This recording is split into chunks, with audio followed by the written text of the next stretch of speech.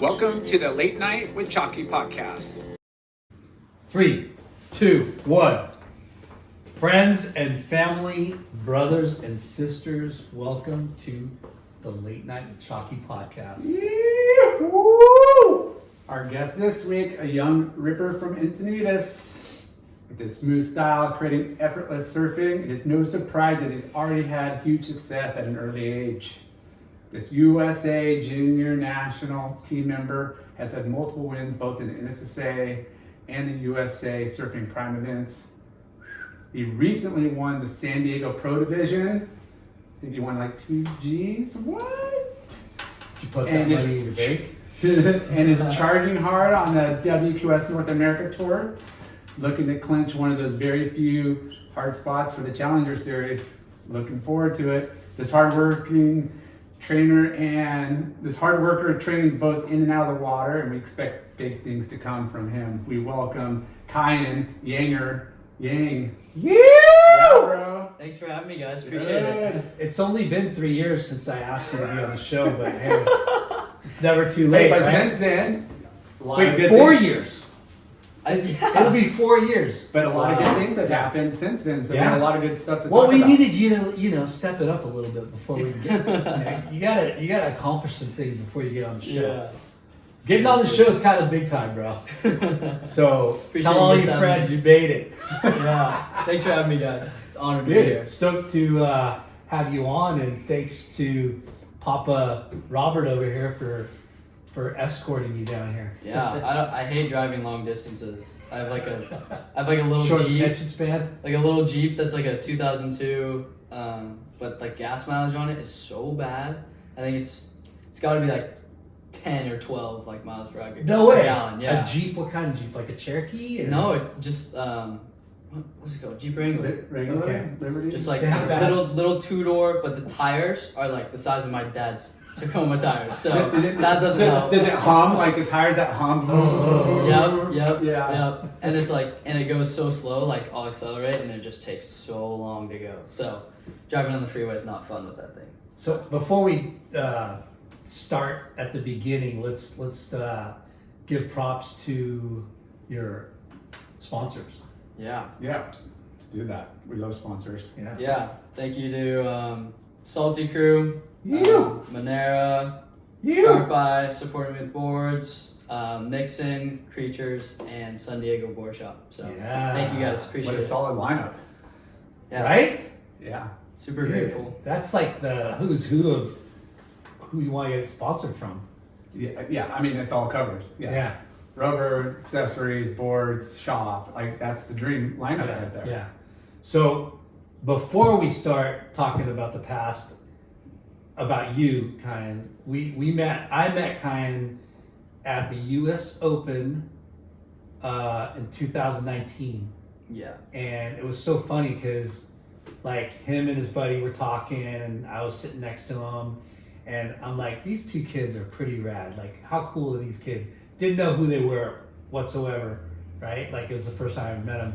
And then they were telling me, yeah, they surf contests, blah, blah, blah. I'm like, yeah, they're probably decent surfers or whatever. And then all of a sudden, he starts popping up on the radar, like winning contests, all the, N.S.S.A's and San Diego stuff. I'm like, holy shit, this kid rips. Yeah. We got to get him on the podcast.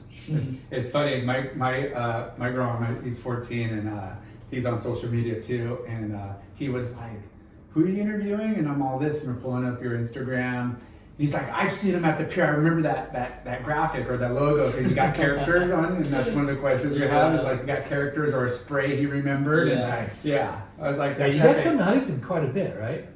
Not Not so as much much anymore. anymore because I'm not in the juniors anymore. But when we had a contest every weekend at the pier, we'd be here. I don't even know how many weekends a year. A lot of weekends. Yeah. All right. So tell us where the Yanger found surfing.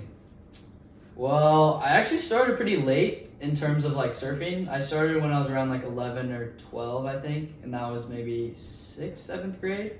I actually used to skateboard, and I like fully wanted to be a pro skater, and just like I would stay at like the YMCA skate park for 8 hours a day straight and just try tricks. Like, and I mean, my progression was skyrocketing. I was like, I skate like the 10-foot vert ramp and the big What? bowls, and I was doing 540s and on the vert and stuff, like Damn. crazy stuff like that. So you're a child prodigy in skateboarding. No, not at all prodigy. I was just having loved it fun and with charged it. it. Yeah, I was loving it. And That's like, 10-foot ramp.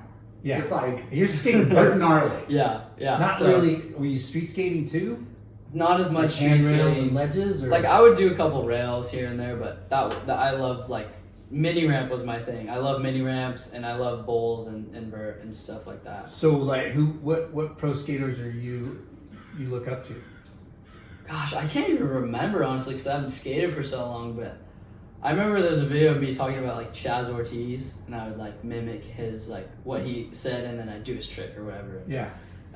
But there's a lot of different skaters back then. What that I was- skateboard did you ride? I was just riding like a normal. I don't even know like dimensions on skateboards, but I think Brand. maybe it What was like. brand? Yeah. I think I just used a no graphic like McGill's skate shop. Mm. I'd go there every From day. McGill's? Yeah, I had no sponsor, so I just get, just the clean Shop clear deck board. and- Yeah, Yeah. I mean, that's pretty much like A lot of people do that. Yeah. so many. Start off with the shop boards. And, Yeah. yeah. I didn't realize how like crazy like pro boards are, and people go crazy for them, just buying them and using them, and Yeah. like I guess those are kind of collectors at one point. There's a couple skate parks in Encinitas, right? Yeah, I mean, Encinitas is honestly a mecca for skateboarding. Yeah. I mean, yeah, For sure. It's Encinitas, you have Poods, which is like the Encinitas Community Park, which is like some of the biggest contests ever were held there. And then you have Alga Norte Skate Park, and then a bunch of skate parks kind of inland and Vista and near Oceanside too. There's a couple good ones. Yeah. So- How old were you when you started skateboarding? I had to be 5 or 6. Wow. Yeah, so And- pretty early. You have an older brother, right? I do, yeah. And was he skateboarding too? Yeah, or? so we both skateboarded. And it's funny because we would both skateboard together, and then he transitioned to surfing maybe a year or two before me, and I would always go to the skate park, and he would go surf with my dad, and like Yeah. my dad and my brother would be like, "Oh, let's come surf with us," and I'd be like, "No, I hate surfing." Like it's funny, like I was so scared of like big waves, and like it'd be like 2-foot swamis, and my dad's like, "Oh, it's like 2 foot clean. You should come." And I'd be like, "No, I don't want to." Meanwhile, I was dropping in 10-foot Yeah. half pipes, like totally Five totally forties in opposite. a It's like, skate park. I know, how crazy is that? Wait, you charge like essentially like second reef pipe. Like, Yeah. no You're worries. you're hurting yourself on cement and not like soft ocean water. Yeah, I guess I didn't think about that when I was 8 years old, but So, But the ocean is intimidating. Like there's a lot more energy in the water yeah. than it looks a lot of times. It's like, oh, it looks fun, whatever. And like, dude, if you're not ready, you get blasted. It's not killer. Yeah. Yeah. Did you guys do junior guards or any of that? not really. We didn't stick with. I guess that's pretty traditional where we live. Like every summer, that's what kind of kids do around the whole Southern California Yeah. and stuff. Now, do you guys live close? Did you go close to the beach or kind of far? We or- live right like you have like the beach, and then there's like train tracks, and we're right behind the train tracks. Oh, So we can walk to the beach, just hop over the tracks. Yeah. It's a 10-minute walk. So, So your brother was into it more than you were. oh yeah, Yeah. like a year or two before me, and then it was actually my middle school surf team that switched me on. I had some Okay. buddies that were doing it, and I was like, okay. So I slowly like did less skating and more surfing until now So- it's none. We have your dad with us here. Robert, like, when did you start surfing? How were you born in the U.S. and all that? Or? I was born in the U.S., but the boys always give me a hard time because I boogied. I'd give you a hard time too. Yeah, You know what we call that? Dick dragger. so I always get all oh, dude, Rob, you must be good every day. It's always overhead for you, So I didn't start surfing till I was after I got married, 25. Wow. So Waikiki did the 12-foot board. Oh, dude, this is something I can do this, no problem. But obviously boogie just helps with wave knowledge. So Yeah. I just have to get used to paddling, popping up, and then I didn't really expect anything. They did all the little traditional sports, Soccer, baseball, that. football, that kind of Yeah. stuff. But then they really got into skating. So that my wife is proud of being the full skate mom, taking Washington Street and everywhere, around San Diego County. That'd be funny. We'd show up Yeah. to some ghetto skate park, and I'd have a fluorescent red helmet with red knee pads, and be doing early grab air 360s on the quarter pipe, and like Yeah. some whatever dudes with tats and smoking are just watching me. It's pretty funny, you know. And your mom's like, "Are you sure we can stay?" No, here? but it's funny. My mom's just like all psyched out. She's like, "Yeah, you're fine. Like, go." So yeah. it's a funny dynamic.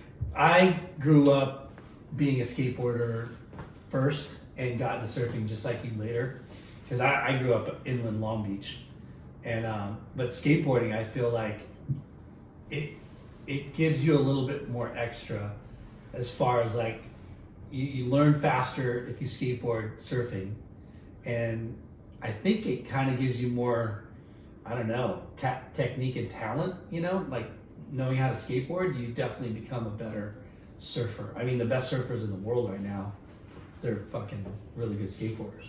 Yeah. Right? Yeah, I think it creates different like weight like the which surfing is. You think it's smooth style like whatever, but it's a lot of just how to mimic like weight transfer in the right part. And I think those guys that are, like you said, skateboarding the parks, all the different transitions, feeling comfortable jumping on the front foot, the back, it's super technical, but the switch foot talents that skateboarders have, because if you want to become a pro skateboarder, you got to be able to switch everything. Yeah. And that's, to me, is like, wow, that's another level of training. You know? No, like, for sure. It's pretty crazy. It looks so simple when you see him do, I guess, a switch kickflip maybe, but it's like it's 2 times, 3 times harder. Than a normal one. So I mean, just to like tell if you're predominantly right-handed, to tell your left hand to scratch something. Yeah. It's definitely and then opposite. Oh yeah. Yeah. You're like you're definitely a better athlete if you could do things switch. Yeah. So you wanted to become a professional skateboarder when you were younger. Yeah. Did you do skateboarding contests? I did do some bowl and mini ramp and some of those small contests, and like did all right, did fairly well, Yeah. Did you but- get sponsored? No, not at all. I don't Kinda no too sponsors young to- and I wasn't really connected with like a lot of people, like some of my friends and peers were. But I just enjoyed like skating, and I wasn't thinking about like, okay, how am I gonna make money off this? Like I was so young, I was just like, this is fun. Like I just want to get better. I did a 540. All right, let's do a 720 next. You know what I mean? Like just the little ladder tricks that I'm trying to learn. I'm sure it's like a lot of parallel with surfing, where you like go and surf and you want to be like the best, whatever. You're always testing out the competition. You go to the skate park and the bigger guys are doing 720, something, and just like in surfing, they're like the demographic, the age groups, they kind of just blend together. You never ask what people's age. You just see people do stuff, and you're like, that's what I'm gonna do. You know, kind of helps to elevate like the excitement and the how to like push yourself. But getting sponsored for skateboarding and surfing is like one of the high points of your adolescence. Getting free stuff. Yeah. We still love it. I still love it. Yeah. I mean, so And you it didn't helps get the sponsored at parents' all. pockets. Oh yeah. Yeah. Less of a burden on. Were a lot of shopping. those competitions like local, like San Diego, or were you traveling? Pretty local, not like crazy travel. Like there was a couple in Skate Lab in where was it? Maybe Simi Fullerton or somewhere, maybe a couple hours away, inland or whatnot, but not super far. Because you jump into the surf scene and you becoming like, hey, I want to do this contest. You're traveling all the way up to the coast, San Francisco, Santa Cruz mainly. Yeah. Far. So you said middle school is when you transitioned to surfing, Yeah. and your middle school had a surf team. Yeah. Well, I think I was actually still in elementary school because our elementaries go all the way till 6th grade, Okay. and then 7 and 8 is middle school.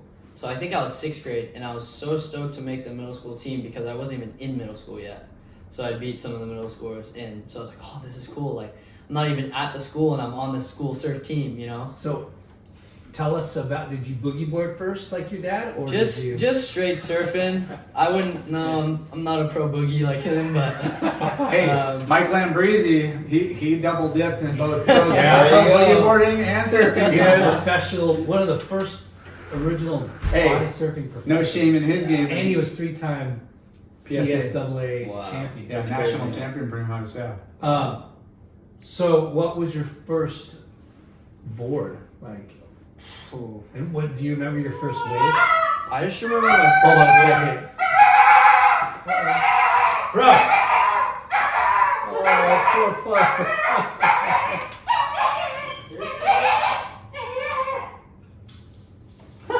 Lee. Mom left. Oh, and he see, now figured Because out- mom left. Yeah. And he couldn't get off the couch or something? No, he's an old crispy critter. So funny. Yeah. Gosh, that was That's- loud. He I don't is- even think Gia barked that loud. No. We have a boxer that's like 7 years old. But Sorry about that. oh, no worries. He's a Chihuahua / Jack Russell. Smart then. Kind of. Board. Like, and what do you remember your first wave? See, Just- I leave to that just be the on. intro of the He'll cut interview, that huh? out. Yeah. That was funny. Stop beating your freaking dog, man. Okay, so we'll just jump into like, what was your first board? Yeah. So what was your first board? I think it was an Angry Birds board. Like it Angry literally had an Birds? Angry Birds little logo or like a picture of an Angry Bird, and it was like underneath the glassing.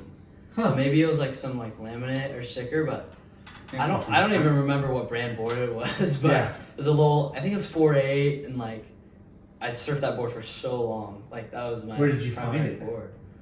I'm not even sure. I don't.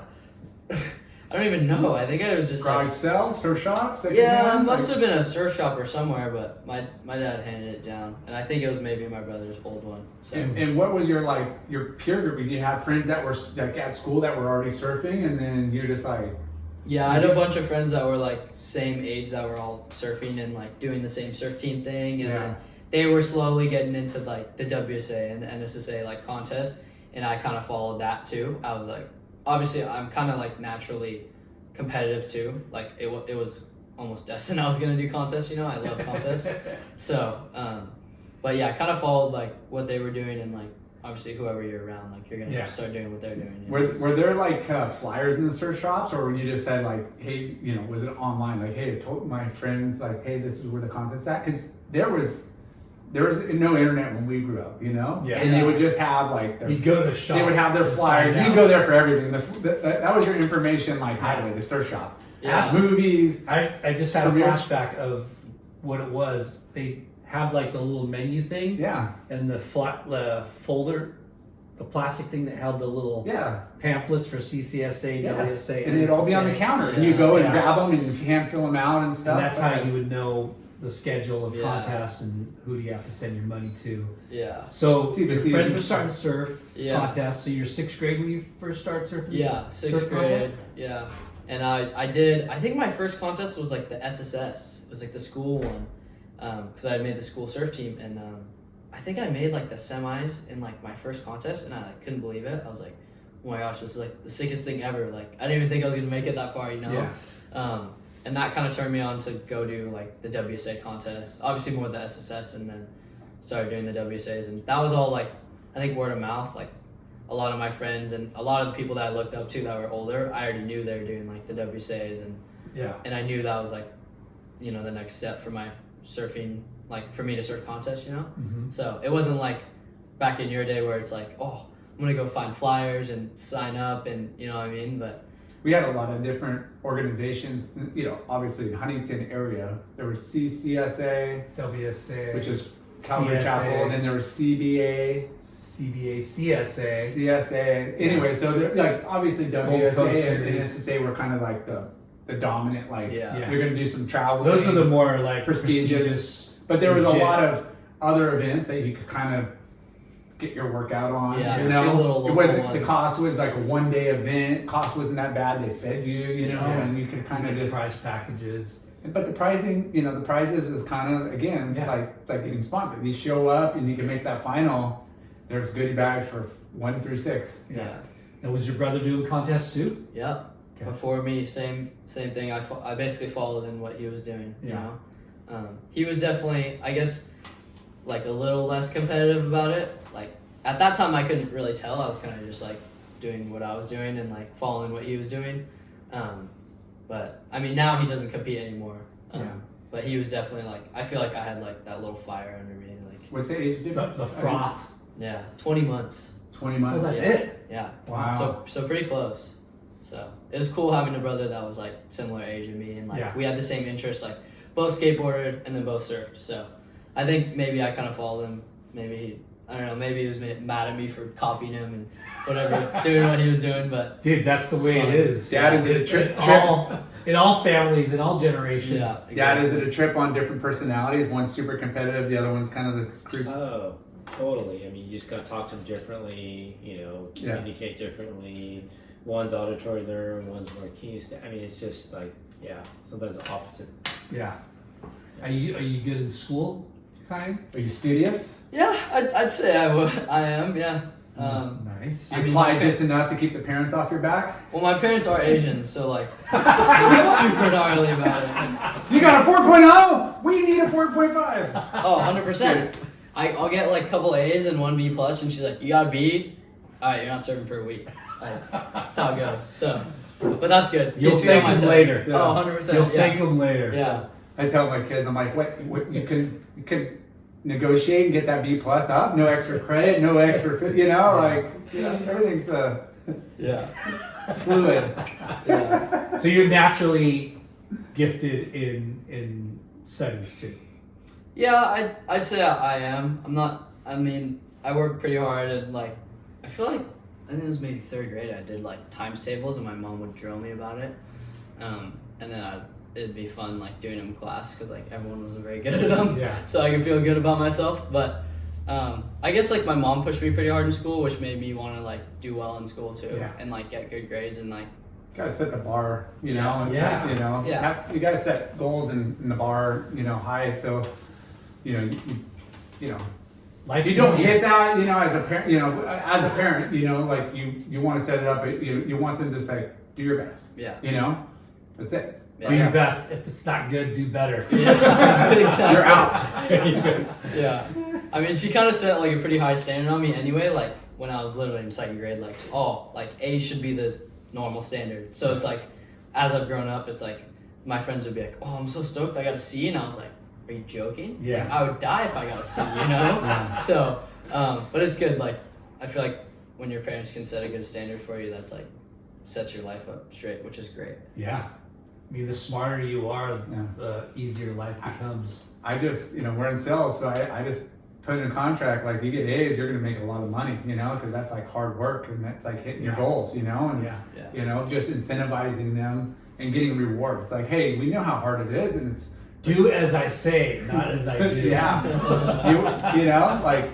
You want them to apply themselves and be rewarded, not just work, grind, and well, what do I get out of it, Lars done pretty well for himself for being a D average.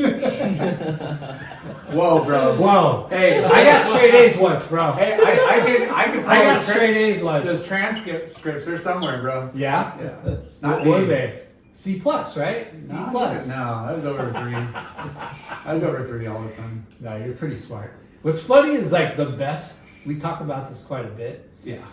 Some of the most prolific athletes in any sport, surfing included, the best at their game, they're fucking smart.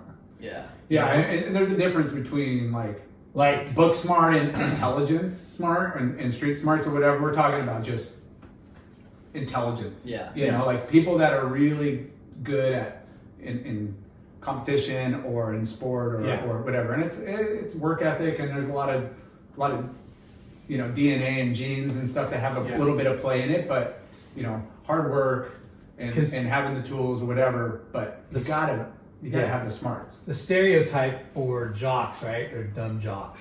But the dudes that are like excel and win, games, Championships, the quarterbacks, like they're not only playbook smart, they're freaking book smart. Yeah. Which is really neat to see, like you go, like Tom Brady or Aaron Rodgers or, these guys, they pretty much run a business on the field. Yeah. A business of Yeah, the CEO of the team. But they got obviously the coaches and everybody pulling strings and making sure. But this, you know, they gotta think on the fly. yeah. You know, they read defenses and like, you know, every situation kind of pops up and they have to react to it. You know. Yeah. So you not only have to like know your playbook, but also like know other people's playbook and know how to react to it.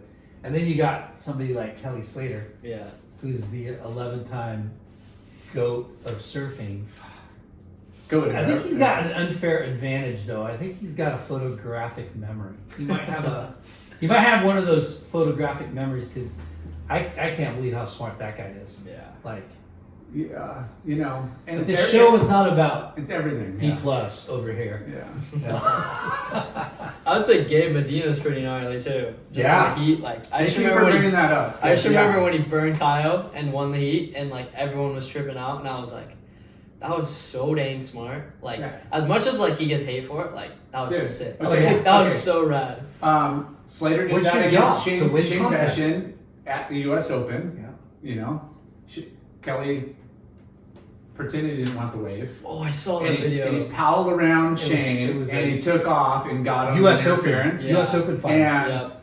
even before that, Damian Hardman, two-time world champion Australian, did that to, I think it was Tom Carroll. I don't know who it was, but there's different priorities, like the way they like how priority was given and taken away. He took off in the whitewater. It wasn't even like interfering with scoring potential, but Yeah.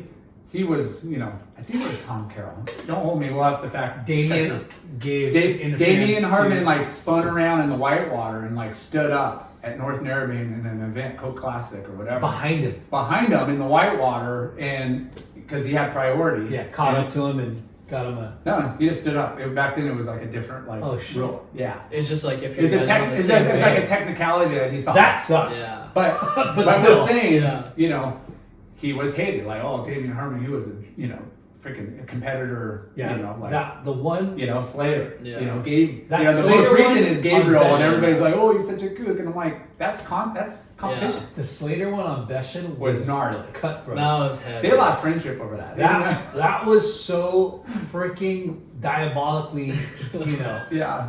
shrewd and evil, Yeah. but also genius at the same time. Yeah. Because Shane had no fucking idea. Yeah, I that remember the they dude- interviewed Shane, and Shane was like, "Yeah, I had like no idea that Kelly could even get around me like at all." Well, he and just- Kelly's just like motorboating like around. Yeah, he just him. pretended he was looking over at the next wave, like I'm gonna get the second wave of the set, and just somehow sneaked around. Yeah. But And Beshan did an air, like a legit air. Yeah, And like, I think he might even not cleaned it, but you know, no, he had no that was a idea. heat winner wave. Yeah, But it ended up being a 0. But even in the old priority paddle battles, dude, guys were like Oh yeah. punching, dunking, trying to get their board under. Their, you know, they were just scrappy, yeah. and those were good. Those were good events. We interviewed PT Peter Townend? Peter Townend, yeah, he's 1976 world champion. I don't even know. We're bad. I'm not good at stats. Anyways, like he told us stories of how like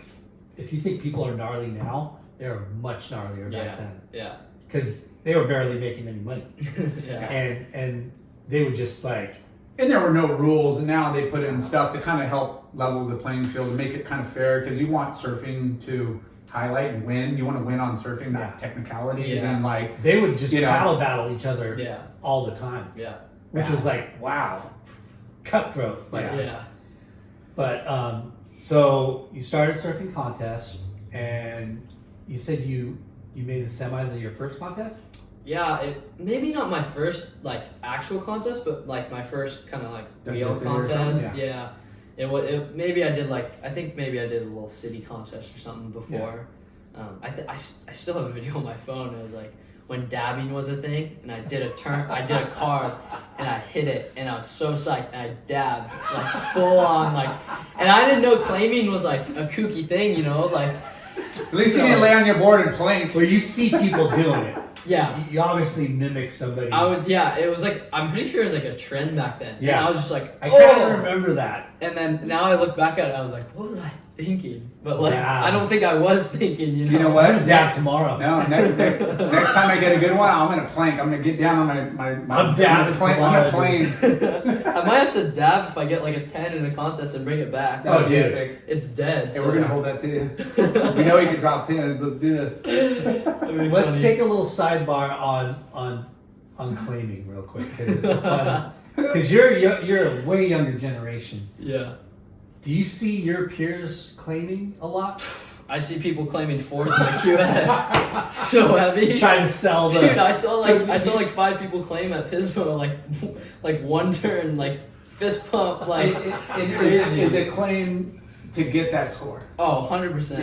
Yeah. It's sick when you see a claim where it's like, oh my gosh, that was sick. Like I was stoked on that wave I just got, or I was stoked on the maneuver. Yeah. But if you're like, I mean, Trying I'm to guilty get of the it too. Like I did it too because I was in the moment and I regret it. But I guess people just get caught up in the moment and they get all psyched about it. But I don't know. I've seen plenty of people claim. Yeah, low especially when you scores. need like a 3.8 or whatever. And you know, you're like it's Selling in it. the day it could be a tough score, and you're selling it. I did a whitewater. But Yeah. there is, well, who shall remain nameless, who do it so often, you're just like, really, dude?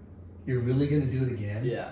You know, because you know he didn't get it. you know, you're not the judge, but you know, bro, Yeah. you didn't get it, and here you are. Hey, he's just trying to be positive about it. Maybe 10% chance he might get it. Yeah. So just throw in that. Sometimes it has worked, though. Yeah. Yeah. Like, there's definitely claims where you're like, oh, no way. That was a half a point or a point under the score. And then you're like, wait, what? He won? Yeah. Yeah. It's just the worst position to be in when you need a score and it's right there on the button. You should never put yourself in that position, but it happens Yeah. so often. So, on the record, Yanger claims. Yanger claimer. I think that was the first time I've claimed in so long. Like I did a little fist pump. I did like an air reverse. I was also stoked because I was blowing the heat. I like fell on like normal things that I like don't usually fall on. So I was like to land something. I was like finally. Yeah. And then I like sold a wave to someone and then did 2 turns and like I was just like in the moment. I was like, oh, I just claimed this one too, you know. But I hate claiming. If I was doing turns like you and airs like you, I'd claim it. Right, Lauren? It's never gonna happen. No, it's not. Yeah. But I can still claim other things. Yeah. There you go. Just watch some like 1980s videos. The guys just go really fast, trim. They think they're doing crazy turns, and then they kick out. That's what he does. Yeah. I'm just kidding. Bro. So, who has the best claim? Of all the claims you've seen, you'd be like, okay. pros, like Well, anybody. I don't honestly. Let's say it's somebody you know, and then the pros. Honestly, I don't even like any claims. I just like the best one is just the most funny, hilarious one. I feel like And there's a lot of. there's funny one ones. of it was Jordan. Gabriel's was pretty sick. I was just on gonna that say, barrel. you just brought Yeah. up That was Jordy. like a You just TikTok said dance Gabriel. or something. Those are the 2 best. Yeah. Gabe and Jordy, hands down. Jordy best had- claims. Jordy's are kind of annoying though. Yeah. No, that's what makes them funny though. They're funny, but the No, what is he it? had one at lowers where he did a double shaka X and then like crossed him out. Yeah, and like- like screamed and that What's the that guy's was name? so The- funny. Yeah. the Was it a WWE? the X-Men thing, right? Wolverine. Wolverine. He does the Wolverine. Yeah, Oh, with yeah, the shotgun. yeah, with the shotgun. That was pretty funny. And Kanoa does some crazy Hey, ones. Kanoa does some nuts Can you ones. get on the internet and put a montage of like claims? Claims. Yeah. Yeah. That would be I'm good. sure you can. Yeah. But the best though, Aki used to do some killer ones, but they weren't really claims. They're more just like after he does like a fucking heavy like hack where he like, you know what I'm talking about? Like Yeah. Aki will do like a insane upside down. It's like a turn, no claim. Yeah. Yeah. but he'll go like this. He'll like I'm done with that. You're just like, oh my god, what the hell? And one of the first like surf videos is called Beyond Blazing Boards. Yeah.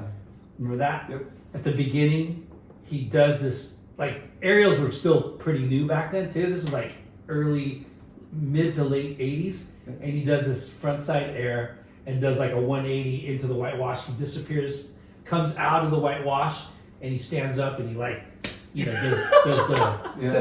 that to the crowd. And you're just like, yeah.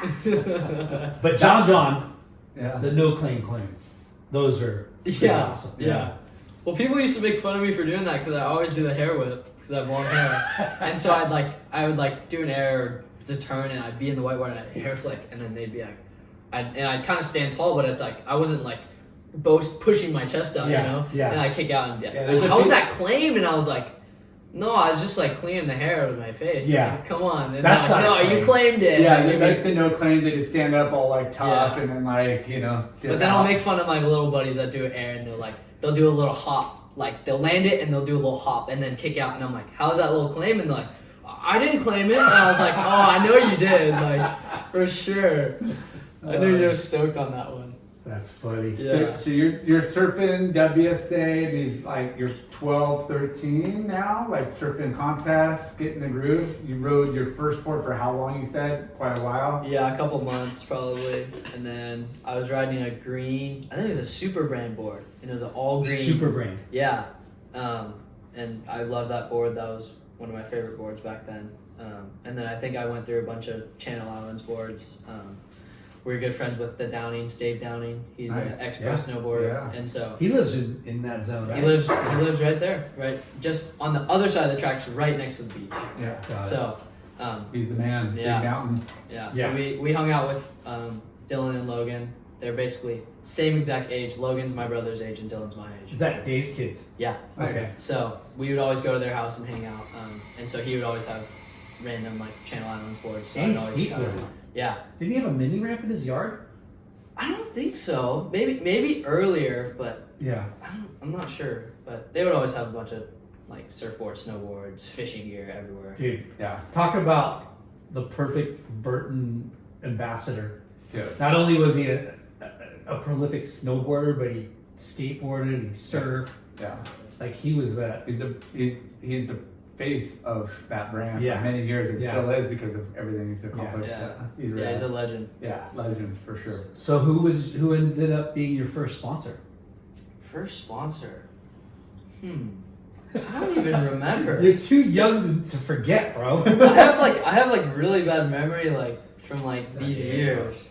Was it San Diego? San Diego. Yeah, I think it was San Diego. Pete. Really? Yeah. Pete was helping me out and definitely Something on the water or? Well, I would do the San Diego Am Slam contest down in Mission Beach, Pacific Beach, Ocean Beach, and those were just fun contests I do.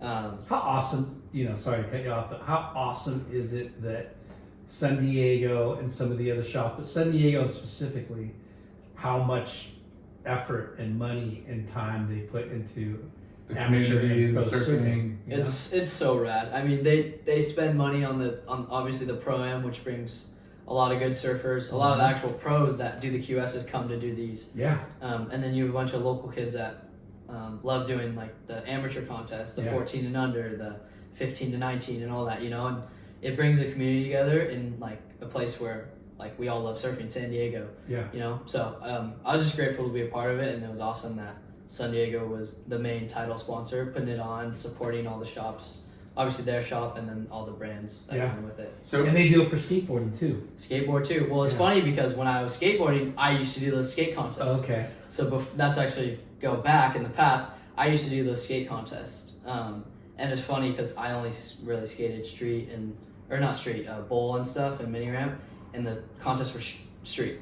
And so I'd go out with knee pads and a helmet and elbow pads and do early grab airs on the quarter pipe part of the contest where there's 5 rails, 1 quarter pipe, and I'm just sort of skating the 1 quarter pipe and doing a boom and I sit in the air and I somehow got 3rd in contest, and it was crazy, but how funny. Yeah. Because, totally different lines than everybody else is dropping. Yeah. How do we judge this kid? Yeah, and they're probably watching me. He's ripping, he's going huge, but you gotta mix it up, variety. Yeah, it was funny. It was all I was going against all these street kids and So was that your local shop to hang out to? Did you have any shops that you went to? Not really. I wouldn't really hang out in too many shops or whatnot. I would kind of just go to San Diego, grab whatever I needed, kind of, and then be on my way. But I wasn't really a surf shop rat where I hang out there, and I know that was almost like something like that a lot of people do. If they're tight with the people that work there, they can hang out there, and that's a place. When we were younger, like that's what we did. Yeah. But we didn't have kind of that more, and I don't mean this in a bad way, like a more commercial style retailer, like, you know, like a San Diego that is multiple stores. Yeah. You know, it's kind of, you know, they built up a killer thing. But, you know, when we grew up, in Huntington, there was maybe around 20 surf shops within like Main a Street, 4-block radius, like 4 blocks up Main, and then like a couple like streets over, and then Surf and Sport, which is on 50, within, you know, a mile. You're talking 20 shops. Yeah. And back then it was mainly the shop was the shaper, and that was his, you know, way of, you know, Selling retailing boards. and selling boards, and they would, you know, carry their own product and accessories and stuff. But each little shop had its own little culture and their own like hangout and their own like vibe. Yeah. And we would just, you know, as kids, we would just pop around to all of them. You know, Well, because you that's knew really everybody cool. out in the water. You knew them all. They were friends of friends, and Yeah. it wasn't It was- like territorial, but it was just different vibes. Like It was a clubhouse. Clubhouse, Surf yeah. shops are clubhouses for the Grom. Well, that's what I wish I could have lived at that time, because I feel like the surf shops were more, not saying like there's not anymore, but they were more core back then, and Yeah. definitely like focused on like the community and like, all right, like, this guy's like coming in the surf shop every day, we should sponsor him. Or like you have the local crew that literally just comes in and like hangs out for like hours at a time, you know. Yeah. And I feel like that's like what's cool about surfing is like the community that you can get together, and Oh, there especially with shops. You There know? was a couch and a TV VCR and every, and it was just Every what shop. movie? Yeah, like there was it was like Lyndon said, a clubhouse, and you know, somewhere read a the little, magazines like 10 to 15 times. yeah, somewhere a little more abusive than others. You know, you would let Groms like clean the sticker counter, or like, you know, fill up whatever. Yeah, we'd come hang out, and they're like, "Hey, Grom, you clean the counter with the stickers and do this." We I missed buy that the about, boards, and then you know, we'll hook you up with a T-shirt or some It's a you know, bummer that stickers. the younger generation doesn't do that, like the younger generations. I don't know That's what would be cool to bring back, stuff like that. That's more core and goes to the surf shops and kind of focuses like a community around there. Because it's not just a place where you go and buy stuff and buy your whatever you need. It's like it's a community where you can come back and like you know, like hang out with people that love the same thing that you do. And I think that's important, you know. So hopefully we can start bringing that back. I feel like that's kind of fading slowly, but I think, you know, real estate, cost of doing business and everything has definitely changed, but there's still room to kind of make something happen. Even just on a small scale, you know, because I know it's hard. Every business and everything is going so commercial, but if we can just get some small surf shops, even a chain of small surf shops in every town that, you know, everyone can go and like, it's almost like a refuge for surfing, you know. We're gonna start doing that. We're gonna create the surf shop vibe. It's in the works, you guys. It's Surf shop vibe. Yeah. So San Diego first sponsor. Now, did you like bring it up to Pete, or did Pete bring it up to you? How did that interaction go? Yeah, so I did the contest for about a year, the San Diego AM Slams, and then the second year, I think one of my buddies was sponsored by him, and I was like, I think I kind of want to ask him to get on, and like he knew who I was, I knew who he was, and I was like, maybe you want to get me on, I don't know. And I was talking to my dad, he's like, all right, you might as well just like do it, like just go. And so we were at the beach, like at the contest day, and I asked him, he's like, yeah, like you've been on my radar, let's get you on. So it was like that easy, you know. So that was super cool. What Great it- moment. Did know- you have to put together a resume, or it was just like, yeah, you're on? Yeah, he was already just like, Swing by, we'll get you set up with some stickers and grab some gear. he had stickers right there. He just gave them to me. He's like, yeah, let me know what you need, whatever, you know, from the shop. It was like he kind of knew like where I was going and like how passionate I was about surfing. Yeah. So it was like I feel like that was like perfect timing almost. You know? Yeah. I wanted it. I asked him, and like if you don't seek, you're not gonna find. So San Diego's Pete's rad because he cares about surfing. He's a surfer. yeah. He's active in the community. He's heads up Carlsbad Board Riders. Yeah, I think he's a part of it? Yeah, part of Carlsbad Board Riders. But yeah, he's a legend. I love Pete. He's always supported me since day one, so I'm super grateful for that.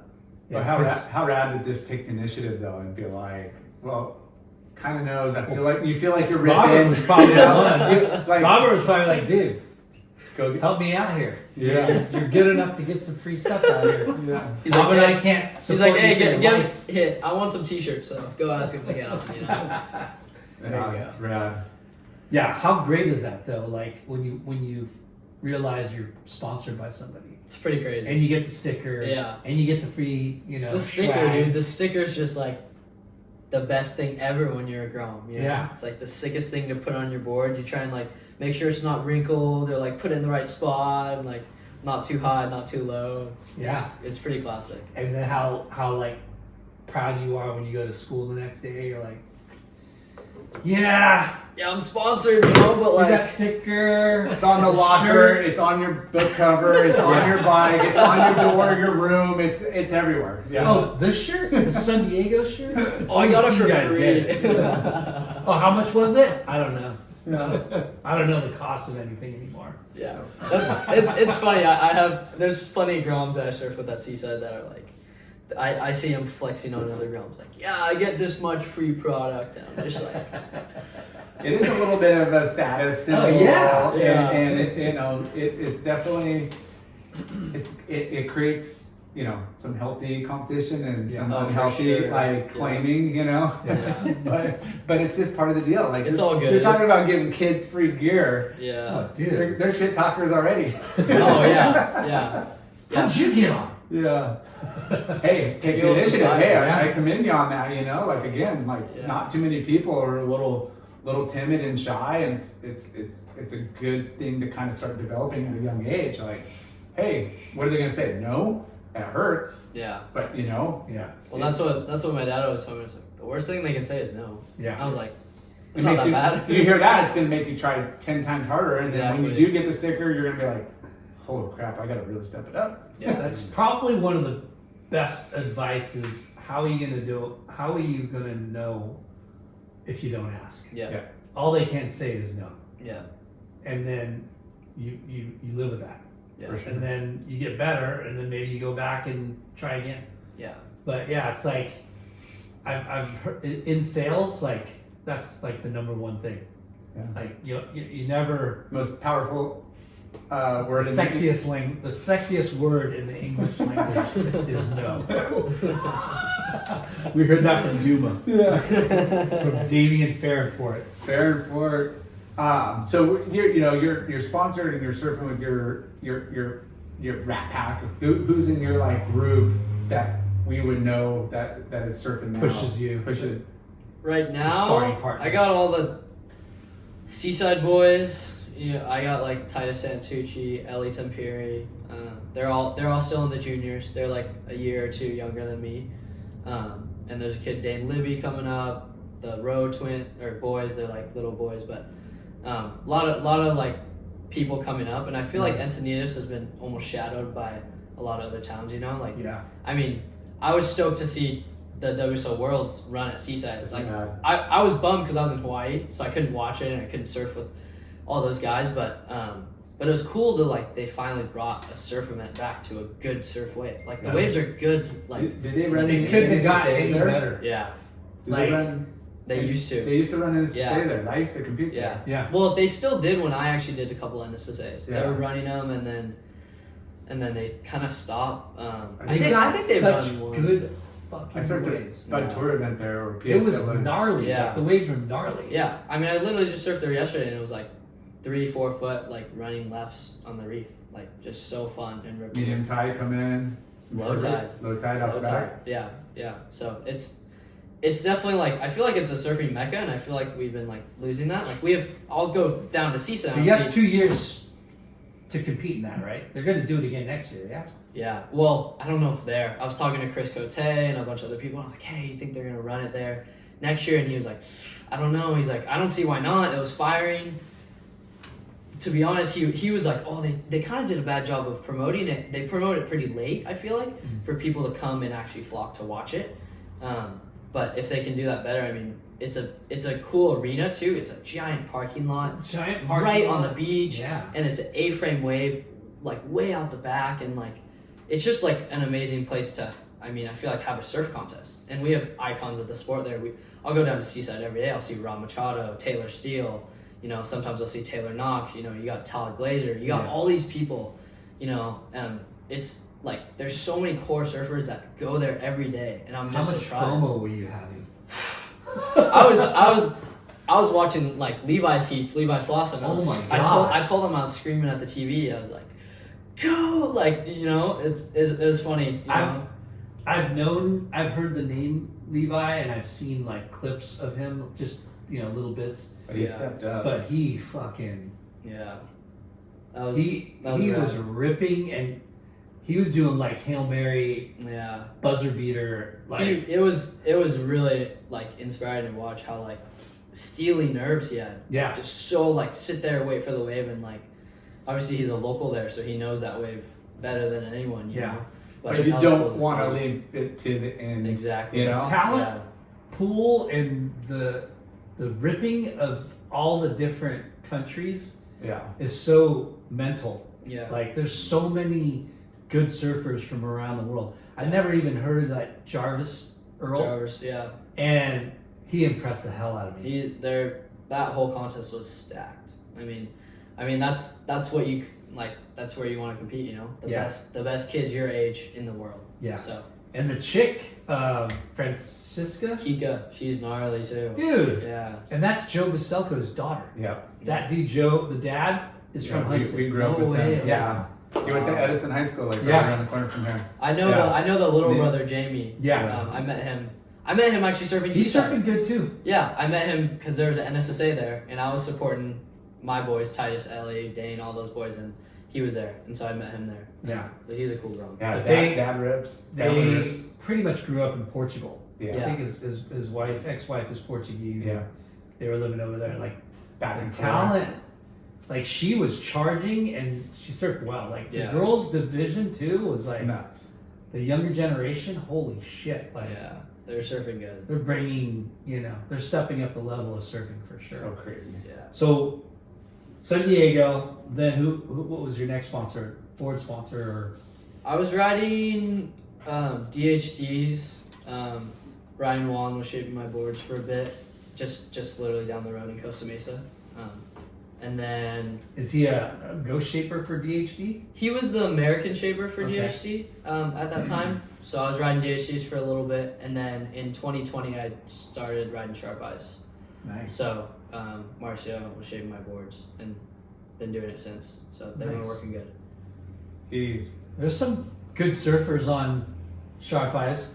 Too many. Yeah. Too many to count. Yeah, it's crazy. It is what it is. Came out of the blue, but he's been more around recently. Yeah. Well, I think he was that good back then. It's just people wouldn't kind of like forgot about him. He was in the shadows. And you look at brands that have been kind of dominating for so long, and then you look at Sharp Eye, you look at Faisal, and it's kind of like they finally had somebody they've been working with for years upon years, and they finally came into the spotlight. And people are like, whoa, like, what is that? Oh yeah, I've seen that board, but there's so many incredible shapers. So many good shapers. And a lot of times they it's expensive, to run that business. Not a lot of margin, and giving out free boards or even discounted. It's pretty rough business. Yeah. There's so much talent. The profit margin is super slim. Yeah. But boards are, you're stoked where you're at, and they're working. So Are you pretty in tune with design? Like what? We were just talking about it because I just picked up 2 new boards today from them. But it was hard because I was growing, and so it was like basically every order we did was 2 inches bigger or 1 inch bigger. So I didn't really get to experiment with which models and which foam and which like tail and thickness and width and all that. Yeah.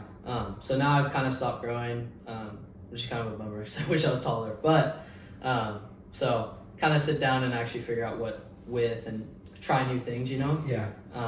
Because it's it's hard to find that volume when you're going up, and it's like, well, how much width do I go with that, and what kind of like rail and tail, and it's a lot.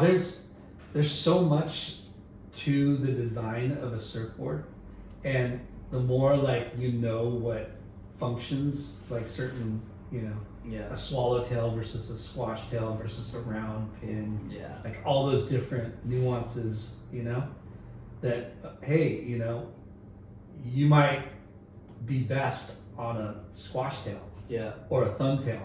Like there's so many, Yeah. and when you are that good and talented and you're destined to become a pro, like the more you are in tune with your equipment, Yeah. the better, right? Yeah. No, for sure. It's And like definitely- your guys' fucking technology and innovation, it's crazy. the surfing that you guys are doing, but the surfboard technology Yeah. and materials I and mean, you got the design. dark guards, What you got what the fins? no stringer. Holy crap! Just start with Dude, fins. Yeah. Yeah, The the- H4, like, The fins alone, Three you're different like, fins. holy shit! There's Yeah. so many, Yeah. things that you should figure out and know. Like what happened to glass-ons, man? Just buy Yeah. some on and don't worry about it. that's Yeah. what we rode. Yep. Yeah. Yep. There's a For lot the of- better part of our lives was freaking glass on fins. Yeah. It's And Larson's, it's funny, we talk about this a lot. One of his magic boards ever, right? yeah. He took it to a shaper to Copied. Like this is it. This is the one. this is the best I one want, I've ever had in I my want life. 20 of these. And he's like, dude, the blank's twisted. Yeah. Like, No like way. it was a little twisted. Like I think one rail was because they have like a rail caliper, that like you could kind of, and he went to both sides, and one was totally foiled different than the Wow, other no one. way. Yeah, and I That's even had crazy. another magic board, and the fins, like the camber, like were it was just ever Off. so slightly Off, yeah. off and like pitched a But it little worked the different. best. Yeah, and it Yeah. may have been just perfect for front side versus back side or whatever, and it was just like I can't replicate Because that. it is, for how much machinery, with the CNC shaping machines. But yeah, there's so many variables. There's so many variables. If it's the temperature, the resin, the Yeah. catalyst, the all those things, sander, kind of- the hot coater. Yeah.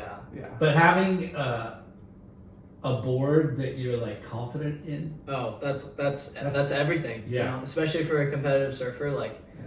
I remember I heard Jordy Smith say it once. He was like, oh, Dane was like, oh, would you rather have a board that looks sick on film, but doesn't feel like the best, or like the board that feels amazing but looks kind of crappy on film? He's like, oh, I'd rather have like the board that feels the best, because you want to feel confident in what you're riding. Yeah. So that's ultimately what matters. Yeah. And I- put that thing on ice Yeah. when you need it. Yeah. It's hard to do. I know. I'm still learning that. well, there's so many good shapers, and I'm sure you, like you said, you've ridden Merrick's, you've ridden DHDs, and I'm sure you've ridden other high-profile names. It's like, it's weird, right? Like when you finally like pick up a board, and it could be that the board's perfect for you because it is, or because you think it. Yeah. You Well, know? I feel like surfboards is so much placebo too. Like Yeah. you're like maybe like if you ride a Sharp Eye versus a Merrick, same dimension, same model, same tail, but it just because it has this logo on it, you're like yeah. surfing much better on it, and that's I think that's what the cool thing about surfing, and surfboards. It's all that mindset of it's so weird because if you were to get a Sharp Eye, but Britt Merrick shaped it but put a Sharp Eye logo on it, You could still feel like you're riding a Sharp Eye shaped by Marcio. Yeah. It's crazy. You Yeah. know?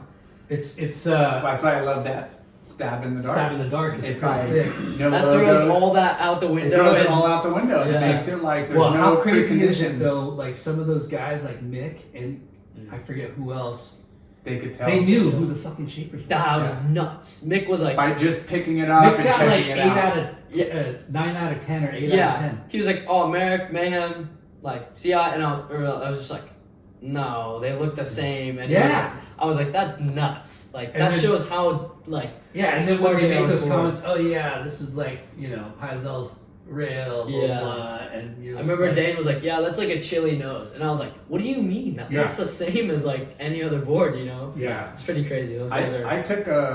I worked at Huntington Surf and Sport with this guy. He ran the surfboard, the Safari room, which was a surfboard room, and it was like, a wing of the surf shop that had like 300 boards in it. Two-decker. Yeah. Yeah. It was We had boards massive. up top and then boards below. And yeah, we had over 200 boards in. I was riding Merrick's and another local shaper, a Saku A39 boards, and they were great. You know, I was getting all kinds of boards, and then Morris Cole came in and, you know, started getting Morris Coles. And I'm in there all day, you know, working. You know? ride professionals too. And well, so then I was like, you know, you're feeling all the different boards, and I bought a Morris Cole off the rack. I'm like, I'm just gonna give it was a forward V, it was single, it was totally different than all the other boards, like the way the rocker, foil, rail, everything was more of like a flat deck with like kind of a really soft round rail.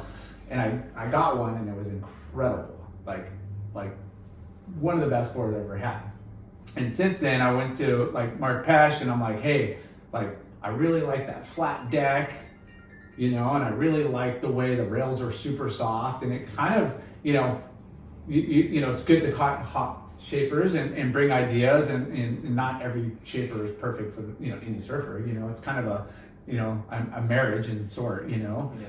But it was eye opening on the way that technology or his style was. You know, like obviously Kern was riding them. That was a big draw, but it was like forward V to a flat to a single concave when everybody else was, you know, like Merrick was doing the single to double, and it's just totally different. Yeah. But I just remember, you know, the logo. I was just like, wow, this is freaking rad. Yeah. You know, I'm gonna start like Kern.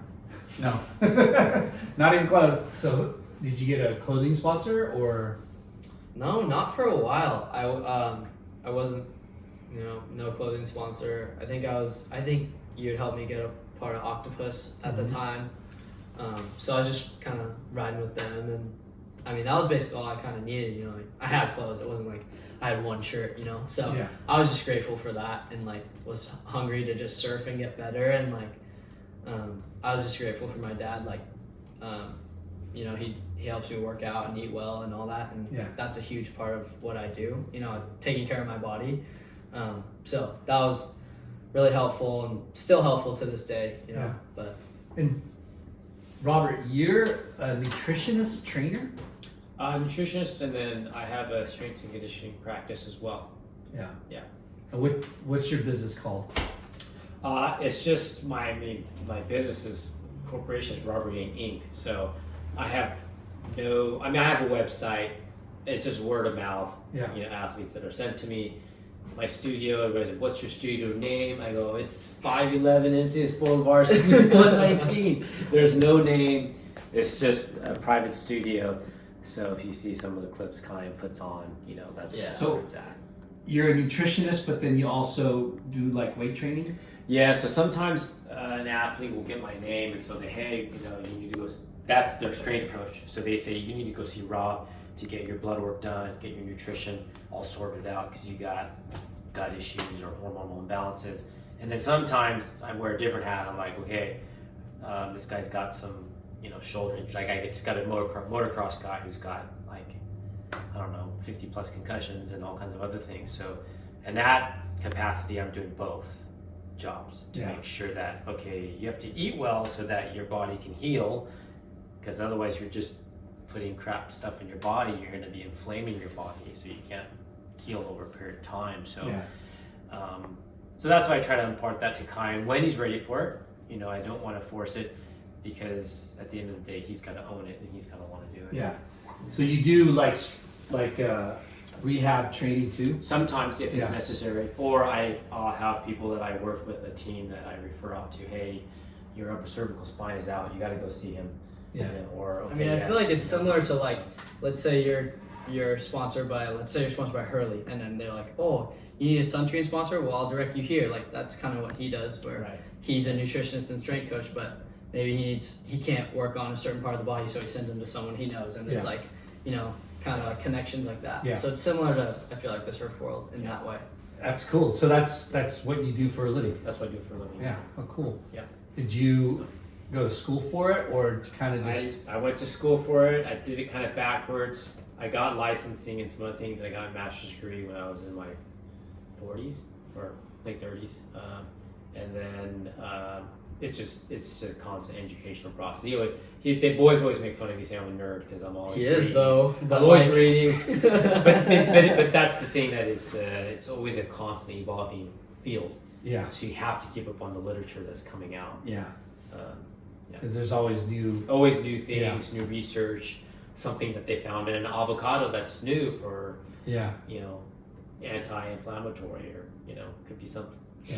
You never know. We'll have to sidebar later. Yeah. Yeah. Me get rid of my gout. Health issues over here. It's an Asian thing. No. No. It's a bad diet There you go. issue. I only eat well, dude. Uh-huh. I just eat a lot. That too. Yeah. So back to Kyan, back to Yanger. So you're getting better at competition, starting to pick up sponsors. What about like surf trips? Tell us about. to what be was your honest, first, I didn't really travel much. I think the closest one I can remember was when I went to El Salvador with my brother and my dad, and then Todd Miller, good friend of mine. I know he was on the podcast, and Taj Miller. We're good friends with them. So that was maybe a little before I met you, or maybe a little after, like right after I met you that summer. But that was like my first actual, I feel like, real surf trip that I actually stayed there for more than a week, and just all I did was surf. Like, just get better at surfing and have fun. And One of that's- those trips, and you're like, how do I do this all the time?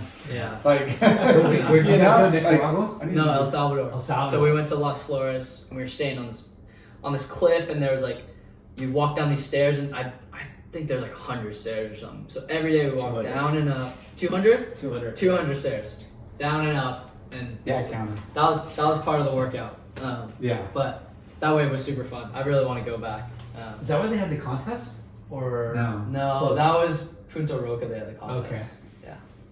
And you were at Did you Las surf Flores? Punta Mango and the other beach? Yeah, breaks we around did there? surf Punta Mango on the boat. We went once, Yeah. and that wave was super fun too. Yeah. Definitely want to go back there and surf those spots. So Killer little zone. yeah, but to be honest, I mean, I haven't taken many surf trips compared to a lot of the other kids. As I said, I kind of started late and less, I guess, hype and sponsors, I guess, which was fine with me. I didn't really care too much about that at that point.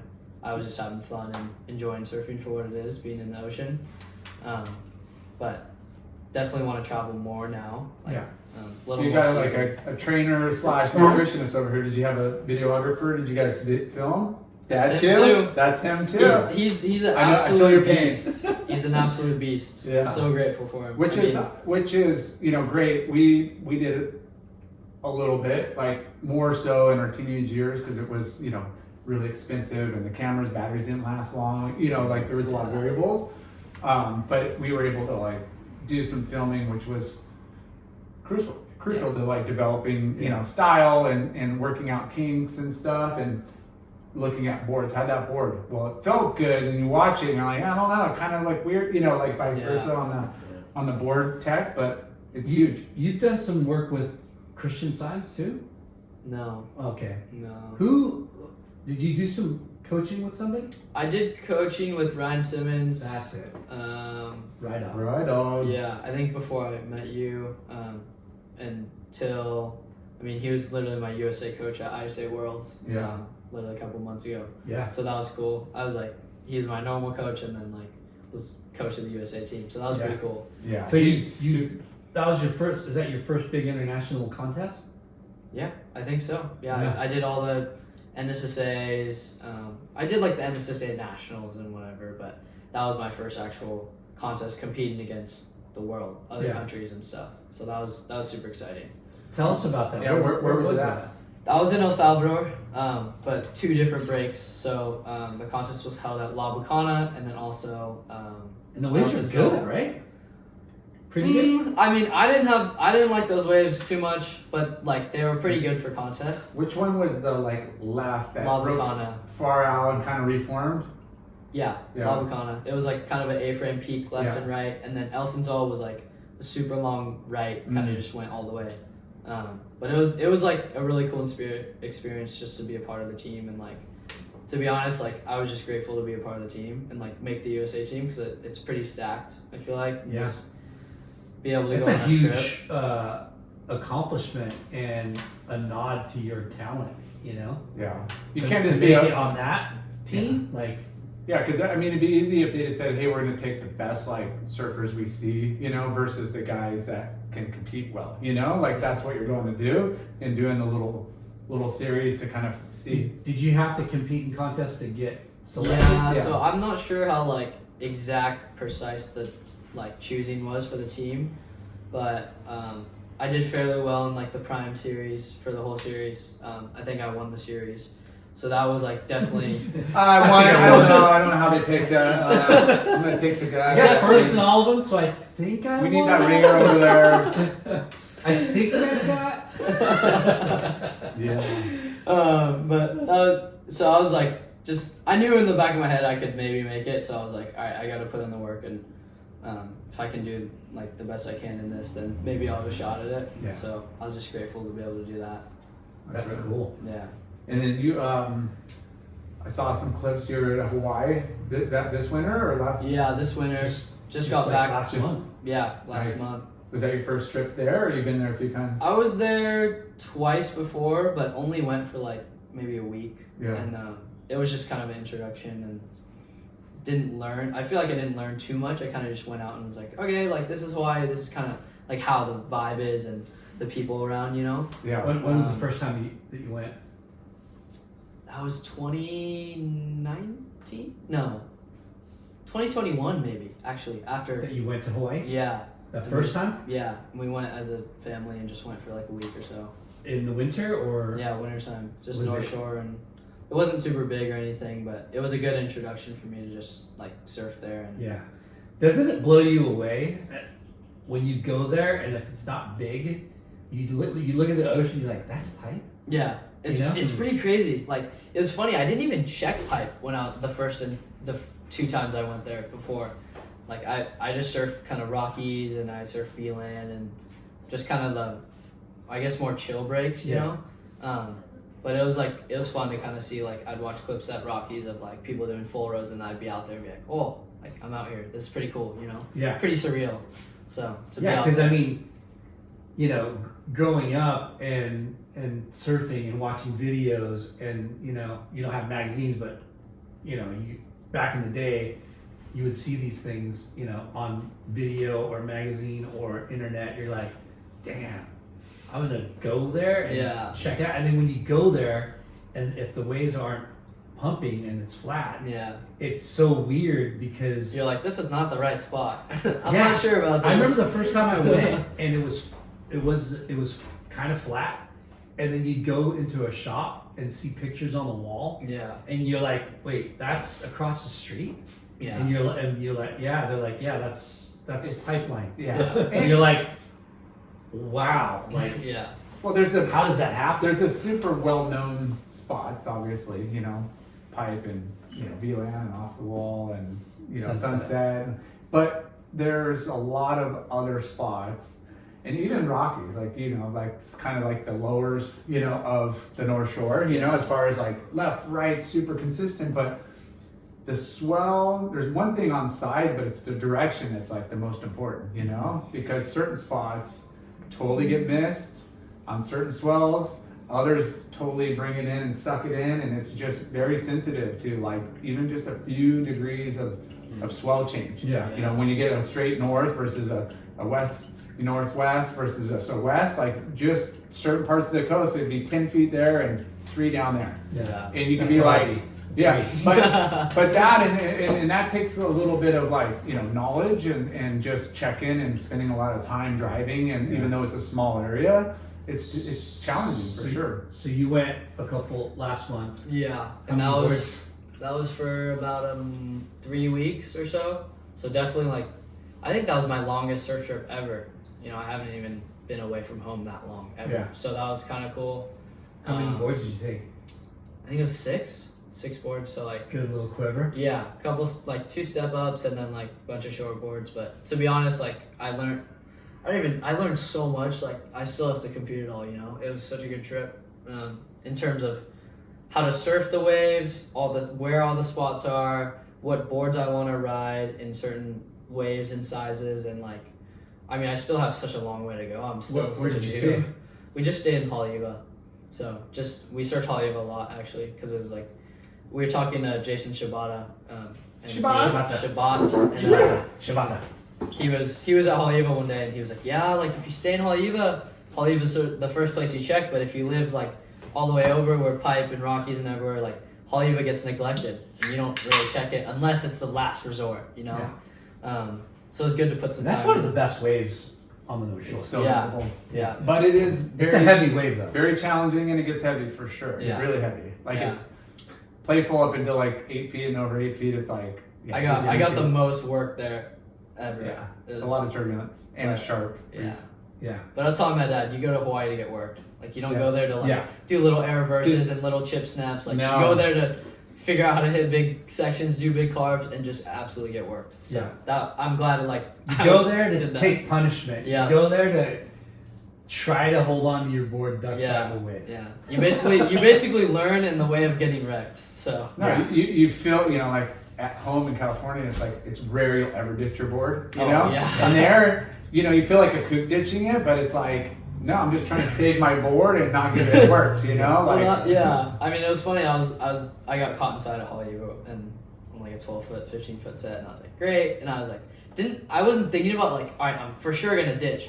And I see like Gabriella Bryan in front of me. She just ditched, and I was like, okay, that's what I'm doing. Is just ditch. And then Yeah. my leash, I was using a comp leash at the time, and that thing was, I ditched and then came up and then ditched again, and that thing was so thin. That never happened to me before, and I was like, Stretch twice it a out. week. I It was a was 6 crazy- footer, it's now it's a crazy. 12-foot leash. I was like, no Dangerous, way. yeah. I was like, how did this thing not snap? But Yeah. yeah, that was crazy. I've never had that happen to me. So There's some good surfing in Haleiwa this This year. winter, yeah. Again, like I get that direction, and that place lights up. That's the hot spot for Yeah. sure. yeah. It's such a heavy wave. Did you bring like the proper boards, or do you wish you brought bigger boards, or? It would have been nice to have more big boards, because I had basically my normal kind of short board is like a 5'7", Okay. 5'6" and a half, 5'7", and I had like a 6'2" as my biggest, which I really wish I had like a 6'6" and a 6'4", maybe for like when Sunset was pretty big or Yeah. one of those other days. Laura used to take what 7.6 and 7.2s and 6.10s. I remember being out there on 8.2 some days. and, Really? 7.8 was kind of like the Wow. go-to. In between a 6.10 at the smallest to like 7.8 was kind of like the realm. That's nuts. Yeah. So it's going to be Kelly Slater's birthday tomorrow. Is it? Yeah, February 11th. I don't know. Tell the story of you and him getting worked. Yeah, there was like one of these days that's like Kelly Slater. And I mean there was Miles Padaka, and there was like I think Love Hotel and Matt Archibald. I mean there was like Gnarly dudes. gnarly dudes, like a really Were you log cabins? No, it was like off the wall.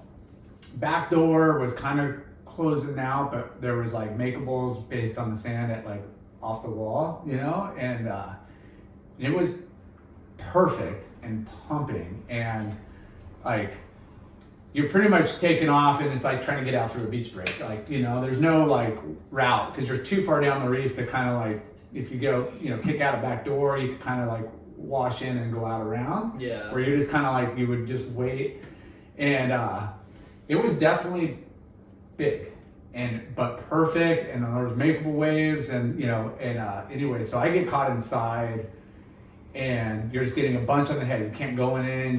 You're just waiting for the sets to kind of wash through, and Slater gets washed in like where I'm at, and we get like 10 on the head, like right in the impact zone, and I'm just stoked that there's other people with me, like especially It's not him. only we get worked. Yeah, I'm like the greatest of all times getting worked. and after like 8 or 10 on the head, and he's like, man, that's the fucking worst. That's the worst like beating like I've had all winter, and I'm like, okay, yes. I didn't think I thought it was bad, but I wasn't thinking like it was that bad. But like I was like, okay, cool. It was just like again when you have somebody else to kind of like Yeah. go off of. Yeah. you The know? worst thing is getting worked by yourself, and then you paddle out, and they're like, "Oh, how's that wave?" And you're just like, "You didn't see me get worked." Yeah. Like, Yeah. that was all the pain for nothing. But there's certain spots where you get worked and washed around, and there's certain like there in logs, you're gonna definitely get waves on the head. Yeah. It's crazy because there's And so shallow. many good surfers there, Yeah. and then when you're a good surfer, right? You're up and coming, and you're there to like challenge yourself, and you're there to like push yourself, Yeah. right? Yeah. And then it's big, and you've never gone out, and you're like, dude, am I ready for this? And then you see a girl like Gabrielle Ryan Yeah. or Manoa or Malia, whoever, and they're charging, and they're out there getting pounded and Yeah. duck diving waves, and you're like, fuck, Yeah. I gotta go out there Yeah. and do the same thing. Yeah. There'd be OG like big wave like surfers like Mike Ho, Bobby Owens, and like Still charging. and this other guy Skip. They would be out at sunset, and it's like freaking 10 to 12 foot, and they wouldn't even have a leash on.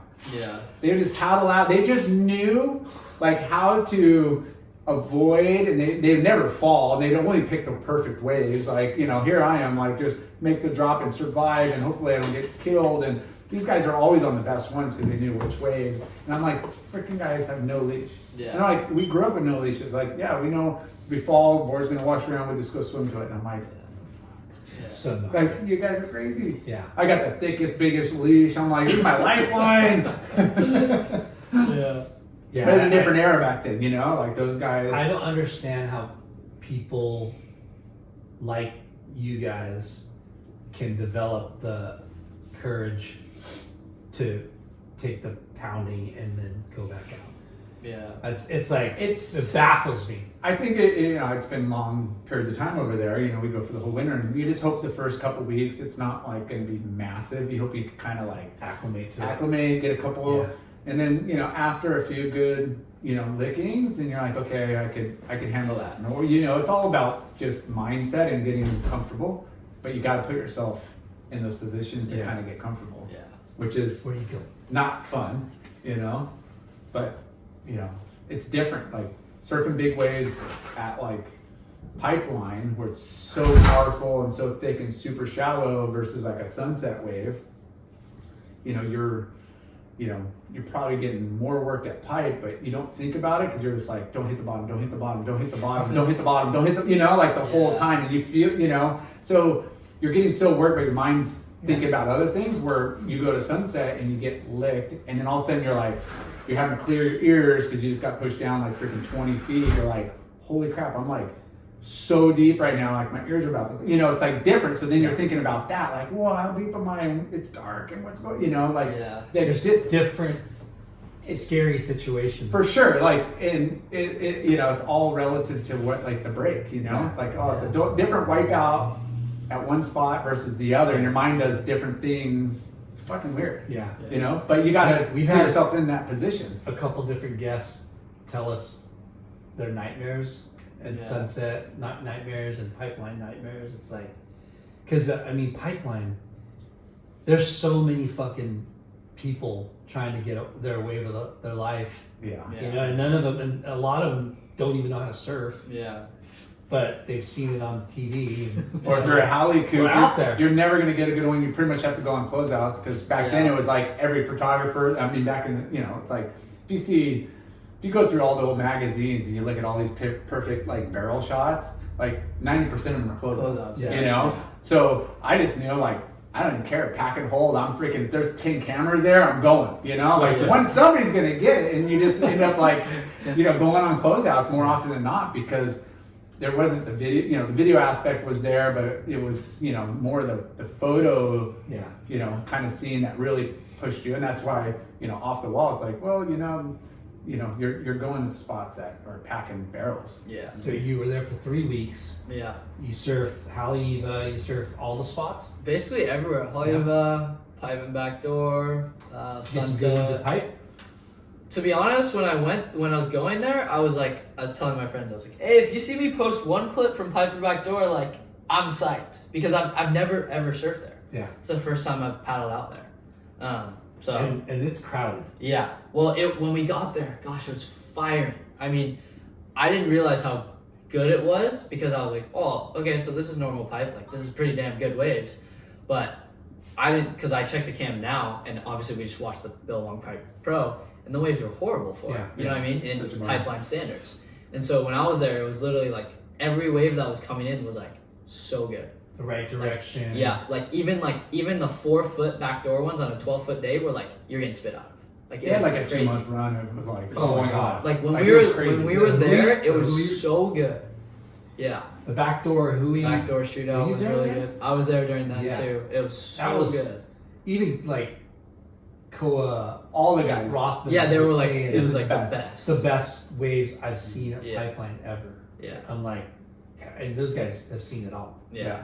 But So- even that spot, like pipe and back door, just a little swing in the direction Yeah. totally changes. Like if you're going left or right, and it's wild difference. Yeah, you it's know? crazy. Like I'll stick to Pupukea, bro.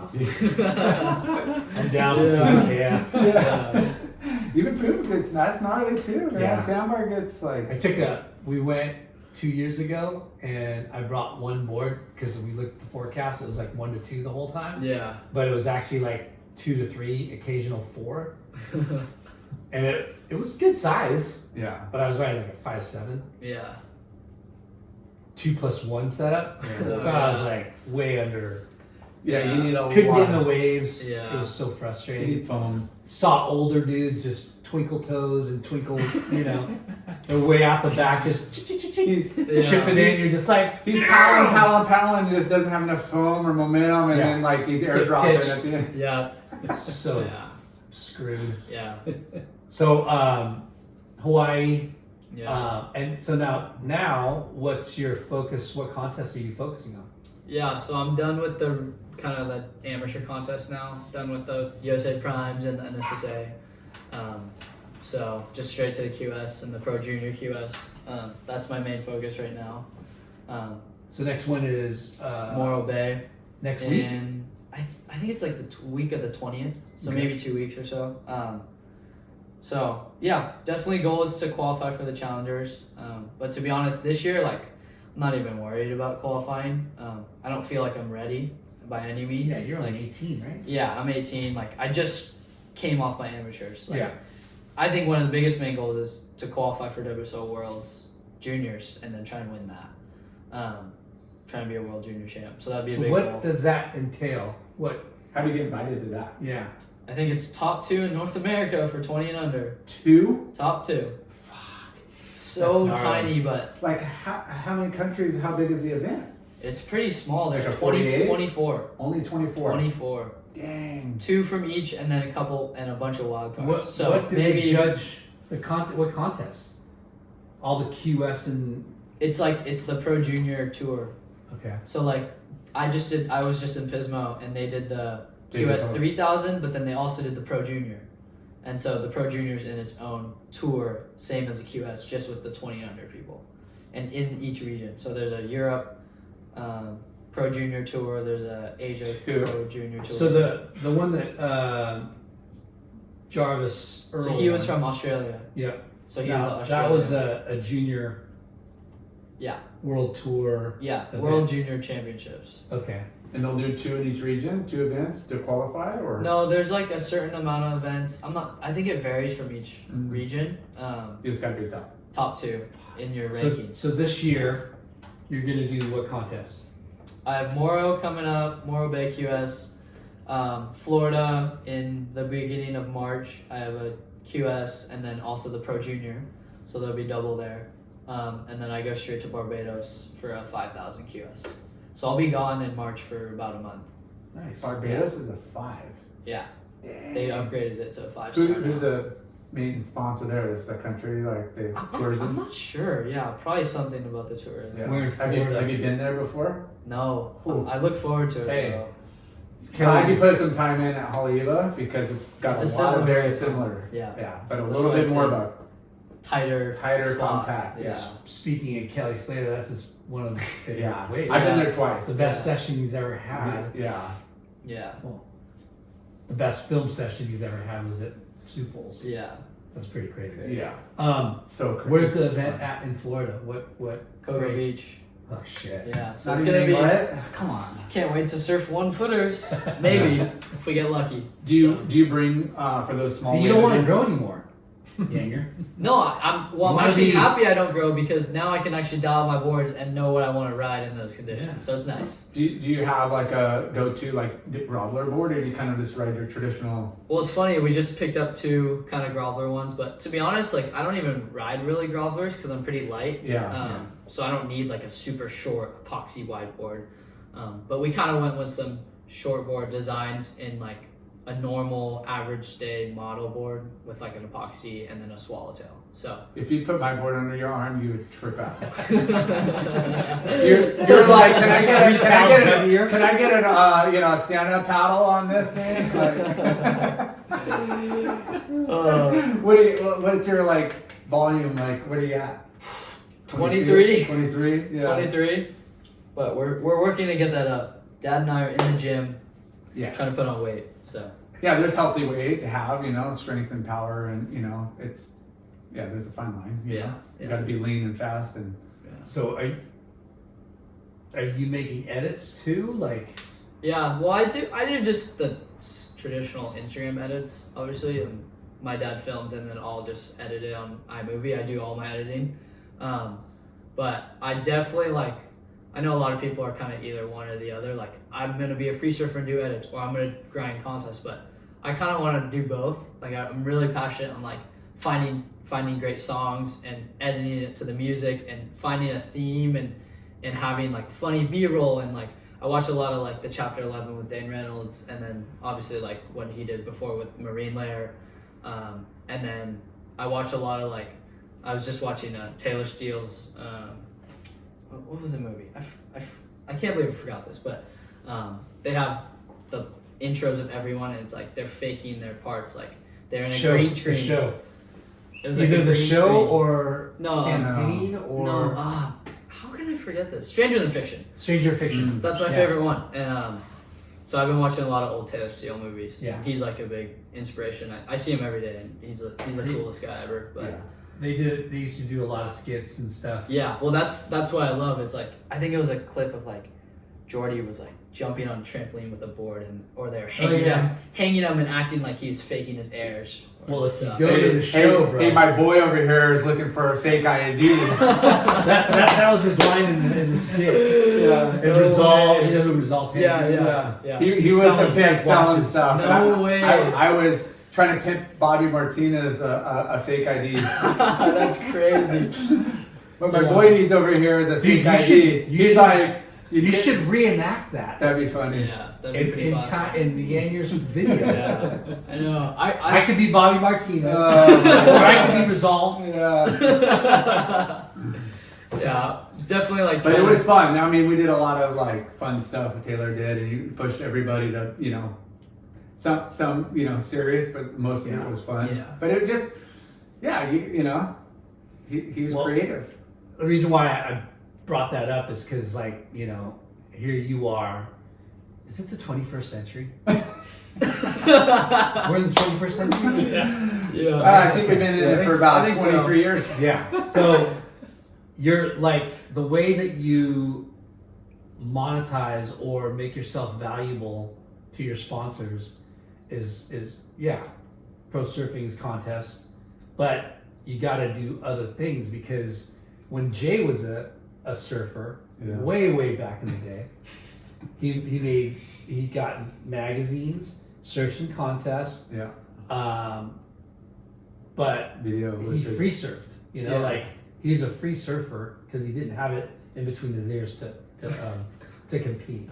He didn't have that competitive, That's all he had on me. It's like a broken record over here. That's So all this guy's got on me. he had to make it other ways. Yeah, he doesn't want to talk about ping pong. He doesn't want to talk So about anyways, big waves. in the 21st century, you are controlled. You can control you your don't content. have other avenues to create create value. You know what I mean? Yeah. Well, I'm just grateful about like we have social media. I mean, that's huge. It's you know? huge. You have guys like Nathan Florence and Cole Rothman and Killing it. like that. Just they can do their own thing on YouTube and whatever, and even Instagram. Like Create their own you can destiny create with that. Yeah, you can create brand deals and connect with people on there, and it's like it's pretty cool. Like I think it's pretty insane how you can like meet someone online, you see them in person, and you like basically know everything about each other. Yeah. You know, which it's a little weird, and sometimes if you're, let's say there's a random dude coming up to you, and you have no idea who it is, right? Yeah. But or you think you know who they are, but and then they're they don't know. different. Yeah. Well, I mean, it's It goes both ways. It's all fake. Yeah. It gives it's more than just the surfing for a lot of these guys that are putting out like these contents. Like you look at Mark 100%. Healy or Shane Dorian, it's like, whatever their passions are, like hunting and bow hunting and going and doing crazy like stuff. And it's just really cool, whether it's training or health or fitness or there's you got to find your niche, but it's also like what you're into, and you got to kind of sell what you are as a person, and like you rip, but you gotta it's kind of cool. You could create a little bit more. Back in our day, it was like, okay, we need a front side air reverse, and we need like a 2-turn combo. It was so like boiled down to and that's what's cool, I feel like, about social media. You can like share your story about like what you're passionate about, and that's what I'm trying to do, is like not just like, I know there's plenty of kids that just post just surf videos and clips and raw clips and edits, and it's like I want to have like I'm trying to think of skits, like funny skits of like that I can throw maybe products in, like let's say Nixon's one of my sponsors, I can throw one in a Nixon watch or a Creature's leash, or you know what I mean, like that's what's fun to me, is like I mean my head is full of ideas. I want to like spread whatever's in there out on Instagram or YouTube or whatever's there, so that's what I want to do, is like add some spice to that, because I feel like.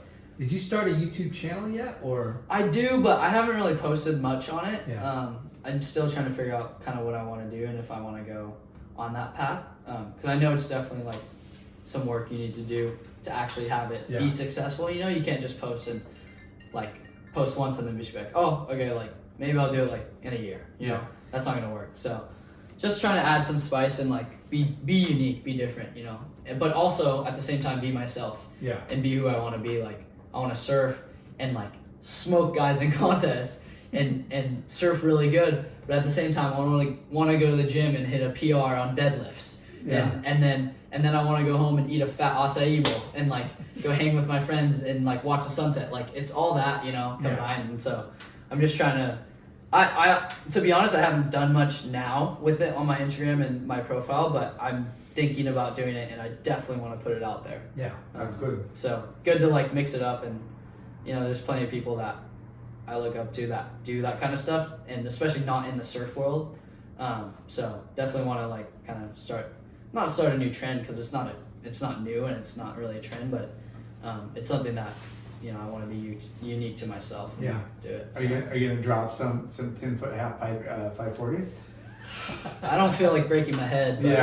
But maybe a little mini ramp run. Yeah. Maybe I think I can still do that. Do you still skate a little bit? No. No. I haven't touched a skateboard in so long. But if you give me a mini ramp and a skateboard, I can do some stuff. Yeah. So, but definitely my friend just broke his arm skating, and I was like, Yeah. that's why I don't do it. Like, Yeah. It's not worth it. I only do ping pong and surfing. I skated we grew up and it was skateboarding, BMX was pretty big around here. Like there was a lot of pros, and it was Mecca. Like there was ramps everywhere. We have all these like killer dirt trails, and I skated like pretty heavily until like 14, 15, and I broke my arm. Not skateboarding, snowboarding, but like it was like, okay, like time to hang it up. I missed a contest. Like this is like serious. Like it was a bummer, because I wish I stuck with it, but it got to a point where it's like I couldn't be out of the water. Yeah.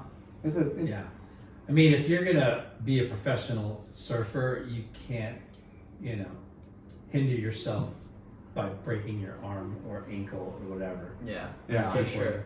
But It's- I've gotten plenty it's of good hurt training. surfing too. So it's like, Exactly. you know, if I'm gonna get hurt, I guess it's doing is surfing. Yeah. You know, Well, like, it's funny. Like I feel like surfing, you get hurt more like often, but it's not as bad. Whereas if you get hurt skating, and especially at a high level, if you get hurt, like it's bad because you're It's on a a couple vert months. ramp. You're on a vert ramp doing air 540s and 720s, and if you smack your head, like that's way longer You're- than if you fall on a wave. You know. You're 8 to 10 feet out of the in the sky. Yeah. You're in the About air. to land on concrete. Yeah. Like it's no joke. It's scary. So, wave pools. Have you partaken in wave pool surfing yet? I went to Waco once with the crew. That place is so fun. So I mean, fun.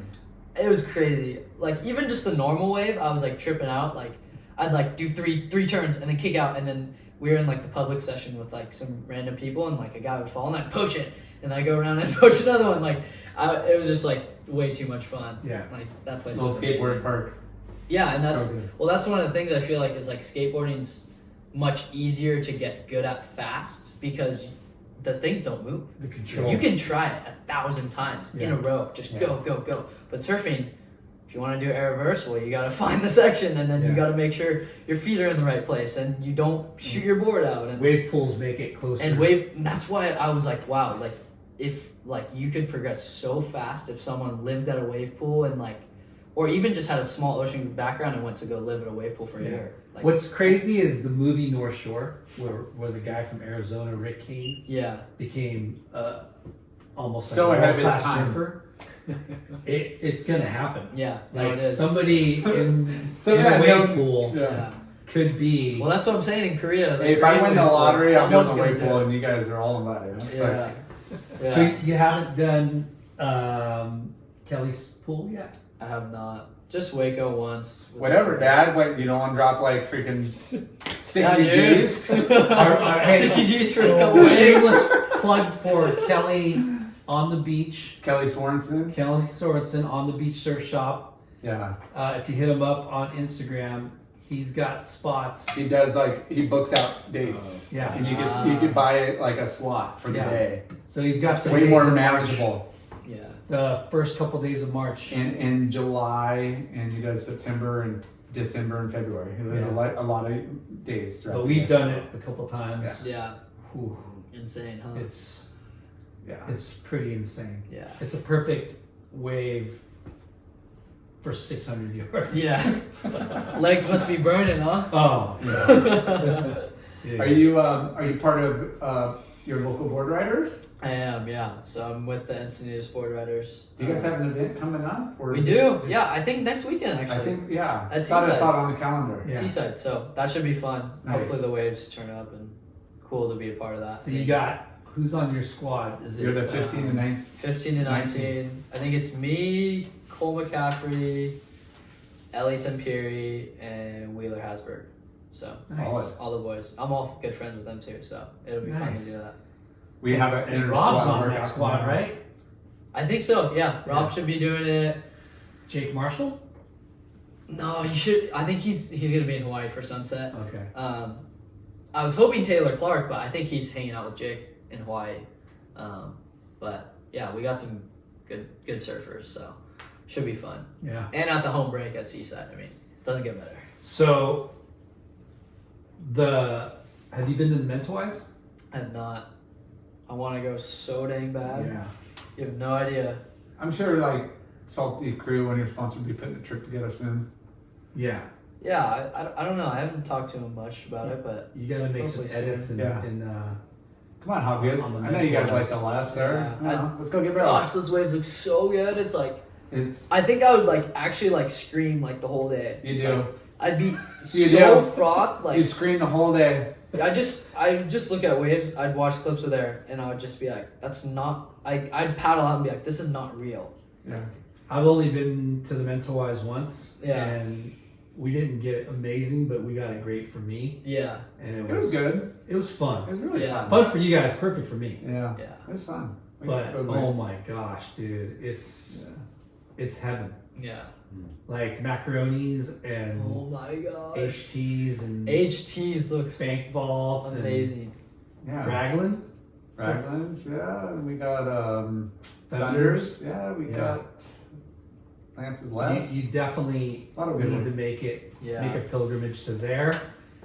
And I want to go to J-Bay. Indo really bad too. South Africa looks super fun. South Africa's Australia. really good. I mean, to be honest, I haven't really traveled much. Like yeah, you got for kids my age, you know, I catch up. I compete with like Cole McCaffrey, Lucas Austin, Yeah. like all these kids, and like they go travel around the world. So Yeah. I'm looking forward to doing that soon. Well, that's the best part of the sport, and whether you're, at your aspiring young age and you're trying to get to all these spots, which sounds like you'll get to many, or as just surfing in general as a lifestyle, like to go to these places is just Yeah. like, It's we're funny. kids in a candy store when the waves are good. Oh yeah. You don't, being a professional skateboarder, you don't get to go to any cool places. Yeah. I mean, you go to cool cities, but not like, you know what I mean? Yeah. Yeah. Yeah. It's So pretty you- crazy. We've been on a Sport. mentality trip one time, and we're all. I've been there a few times, and we know to bring like lures and fishing equipment because of the boats that go through it quite a bit, and they lose stuff, and we show up, and between spots you're just trolling, and then sometimes you don't catch much, maybe a fish or two, and then sometimes it's just like your turn, Yeah. your turn, your turn, another one, and it's like kind of sounds like you're not appreciative of it, but it's like you're eating like the best. Like they're sashimiing it up right there in front of Yeah. you. You're like, what the heck? Yeah. It's Like, amazing. can we get another one? Sometimes you get too much. I don't think we got any fish when we Yeah, that's what I mean. It's Yeah. hit or miss, and it depends on your boat, on how fast it goes, and what there's a lot of variables. But we pull up, and these kids coming out on canoes from some island. They were just parked, and they'd be out, and they got a whole little canoe full of lobsters. Yeah. And we're like, Wow. yeah, there's lobsters out here, and they're like, we're bartering and trading like Wow. clothes and shirts and glasses, and we're getting like, it's like those cool experience. Like the waves is obviously the most important part of the trip, but it's all the little it's experiences. all of that. Yeah. We're trading for cool carvings, and I got some cool stuff from like the That's it's crazy. like, and that's like part of the experience. 100%. Can't get that at a wave pool. Yeah. For sure. Still, We you love don't have wave to travel. Yeah, You don't have to travel 4 days to get there. yeah, right. Yeah, Still though. yeah. It's not a guarantee either. Yeah. Been skunked up there, kind of. So, dude, this has Congrats. been amazing. It's almost been 2 hours. Yeah. It flew by. It goes Enjoyed by it. quick. Yeah. So, anything else you want to promote or talk about? No, I'm just grateful to be doing what I'm doing, Yeah. living this life. I mean, my dad puts me in check all the time when I'm being a brat. I'll be surfing seaside and it's 2 foot and kind of grindy, but my dad's like, it's a privilege to be out here, Yeah. There's plenty of kids around the world that aren't surfing and they're working for their families or they don't even have a home, they don't have parents. So I'm just grateful to be doing what I'm doing. It's super fun, so. Hey, hats off! Congrats, Dad, on raising Yeah. a fine young man. Because it's definitely challenging to put life in perspective. Yeah. When they're so spoiled, So, 2 right? weeks, You'll 2 spoil. weeks for the Morro Bay. Yeah. Good luck. Thank you. Appreciate Make it. sure you get on the podium. I'll try my best. And if I'll you try. win, Coming back. when you win, you got to put that hat on, right?